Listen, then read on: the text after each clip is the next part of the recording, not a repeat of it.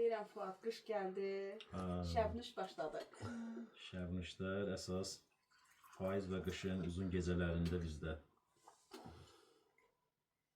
Gecə olur. oturdu deməkdir də. Bəli, insanlar o vaxtı televiziya olmayıb, sosial olmayıb, insanlar bir-biri ilə gəlib o cür şəbnişlərdə sosiallaşıblar, dərdləşiblər. Və gecələr də boranı bişiriblər. Bax, bizdə indi heyva peçin üstündə bişir, belə heyva bişiriblər. Bir-birlərlə həm söhbət ediblər, həm də ki, payızın təamlarından, meyvələrindən, məhsullarından yeyiblər.